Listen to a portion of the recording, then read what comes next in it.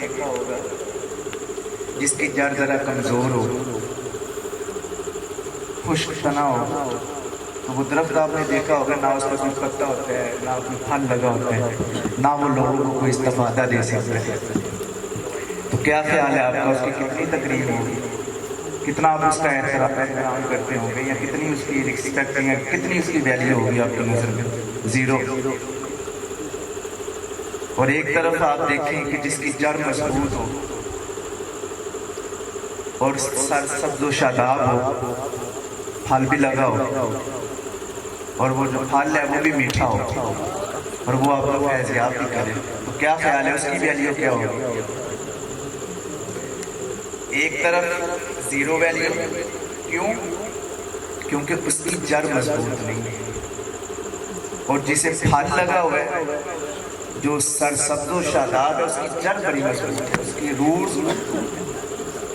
تو الحمدللہ ہماری جڑیں بڑی مضبوط ہے، کیوں؟ کیونکہ ہماری جڑیں آستانہ عالیہ ہیبت شریف سے ہوتی ہوئی مدینہ شریف میں جاتی ہیں۔ اسی لیے جب ہماری جڑ مضبوط ہوگی، ہمارے دل میں آقا کریم صلی اللہ تعالیٰ علیہ وسلم کے عشق کی درخت لگے گا، ایک گلشن آباد ہوگا، اس کی جڑیں مضبوط ہوگی، تو وہ پھر لوگوں کو فیض دے گا، وہ پھر اچھا پیغام ملتا ہے۔ ابھی میں آپ کو ایک بات بتلاتا ہوں، میں ایک دن پڑھ رہا تھا عاشقوں کے سلطان ہیں، میں ان کے شہر سے بھی ہو کے آیا ہوں، درد کے بادشاہوں نے کہا جاتا ہے، بہت بڑے صوفی، بہت بڑا نام مولانا جلال الدین رومی علیہ رحمۃ۔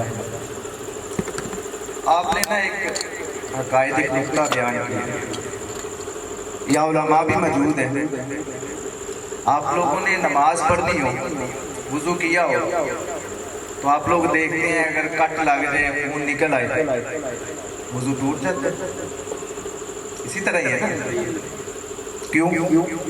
جسم پلید ہو گیا، نجاست آپ کے اندر ہے، وہ نکل آئے، گیا، پلید ہے نا؟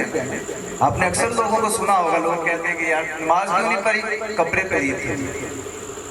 اگر وہ اس پلیدی میں معاذ اللہ پڑھ لے تو آپ کا کیا خیال ہے، اسے ثواب ملے گا کہ گناہ ہوگا؟ گناہ ہوگا، کیوں؟ ایگزیکٹلی۔ اب آپ ایک بات کی طرف ذرا، جو میں آپ کو بات سمجھانی ہے اس کی طرف توجہ رکھیں۔ یہی جسم ہے، اسی کے اندر ساری نجاست ہے نا؟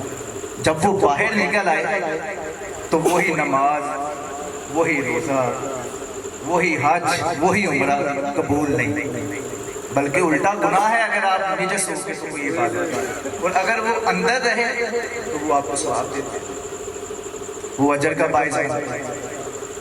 تو سمجھانا کیا چاہتے ہیں اس میں، کہ جب تک پلیتی ایک حد کے اندر ہے نا، جب تک اللہ نے جو حد مقرر کی ہوئی ہے اس حد میں محدود ہے، تب تک وہ پلیتی نہیں، تب تک آپ سنتے بیٹھ رہے، تب تک آپ کو اس کا ثواب ہوگا جب آپ کی بات کریں گے۔ جب وہ حد سے تجاوز کرے تو وہ گناہوں میں تبدیل ہوگا۔ اب یہ بات جو میں نے کی ہے نا، اس کا مقصد تھا، جس طرح ویسا آپ نے بتایا کہ میلاد ایک مقصد ہے۔ اب ہمارا میلاد ایک حد میں، ایک حد، ایک لیمٹ اللہ کی ذات نے محدود کی ہے۔ اب یہ تو نہیں کہ جناب ہم میلاد کے نام پہ گھوڑے نچاتے پھریں، میلاد کے نام پہ ہم ڈھول ڈمکا کرتے پھریں، یہ کون سا میلاد ہے؟ یہ جو دین میں ہم نے لیجسلیشن کی ہوئی ہے نا اپنی طرف سے، یہ ہمارے مسلک کو نقصان پہنچا رہی ہے، یہ ویک پوائنٹس ہیں ہمارے۔ تو یہی ویک پوائنٹس پھر لوگ جو ہے اٹھاتے ہیں، تو وہ پھر اعتراضات کرتے ہیں۔ کیا جواب دو گے اس کا؟ میں نے کئی دفعہ دیکھا ہے، ہر سال دیکھتا ہوں، اور کئی دفعہ لوگوں کو سمجھایا۔ اب تو اللہ ماشاءاللہ لوگ بھی اس طرح کے ہیں کہ وہ آ کے کسی کو بتائے نا، کسی مولوی کو، تو وہ کہتا ہے کہ یہ میلادی ہے ہی نہیں، میرا دادا پردادا میرا سارا خاندان الحمدللہ کا غلام ہے، ہم سے زیادہ میلادی کون ہو سکتا ہے؟ ساری زندگی آقا کریم صلی اللہ تعالیٰ علیہ وسلم کے عشق میں انہوں نے بسر کی تھی۔ تو ہم نے تو حق کا پیغام دینا ہے۔ یہ اصل یہ جو میلاد ہے نا، کتنا سونا ہو کہ بجائے ہم گھوڑے نچانے کے، بجائے ہم یہ کرتے ہیں ڈھول ڈمکا آگے ڈانس اور شرلی پٹا، یہ کون سا میلاد ہے؟ آپ ذرا سوچیں کہ ہم ایک عبادت کر رہے ہیں، عبادت ہی ہے نا یہ، آقا کا میلاد منانا ثواب کی نیت سے کرتے ہیں، تو اسے آپ شیطانی عمل سے شروع کرتے ہیں اس کو. اب یہ تو وہی بات ہو گئی اور جناب قوس تسمیہ پڑھ کے تو فلم دیکھ کے بیٹھ جانا. کوئی عقل کا علاج کرے.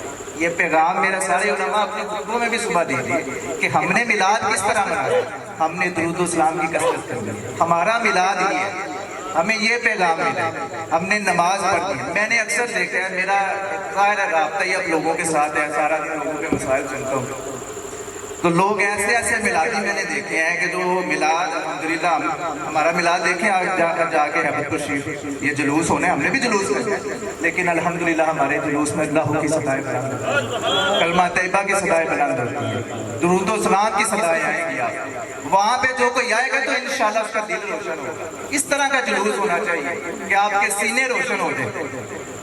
یہ اصل جلوس یہ نہ ہو کہ جناب آپ کو دیکھ کے تو لوگ تنقید کا بہانہ بنائیں. یہ چیزیں تو جو ہے نا انہیں کنٹرول کرنا چاہیے.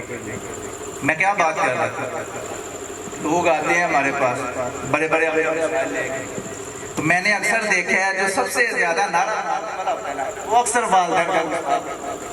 گھر میں ماں باپ کو گالیاں بکتے ہیں, باہر جا کے اسی زبان سے نعرہ تکبیر اور جناب جشن آمد رسول مرحبا مرحبا کے نعرے. یہ کون سی محبت ہے, یہ کون سا عشق ہے, مجھے بتاؤ نا. کیا سرکار ایسے راضی ہو جائیں گے کہ والدین کی گستاخی کرنا, والدین کو جناب ان کی نافرمانی کرنا, نماز تم نے نہیں پڑھنی, لوگوں کی دل آزاری ہم نے کرنی ہے, اور بعد میں جناب ہم بڑے جناب چھلانگے مار کے نعرے مار کے عاشق بن جائیں گے؟ ایسا نہیں ہوگا. یہ بجائے ہم ثواب کمانے کے گناہ کی طرف جا رہے ہیں. تو یہ پیغام آپ نے آج آستانہ لیا حبت الشریف ہے. نہ ہم نے کسی ایسے جلوس میں شرکت کرنی جس میں یہ ڈول ڈمکا اور یہ جناب ناچ گانا, یہ سرخیاں پٹاخے, کوئی اس کا تعلق ہی نہیں ہے. یار بندہ سوچے کہ ہمارے نبی نے ان چیزوں سے منع کیا ہے, سرکار نے منع فرمایا اور ہم انہی کے میلاد پہ یہ کام کر رہے ہیں. کتنی قباحت ہے, اور یہ بے شرمی کا مقام ہے ہمارے لیے.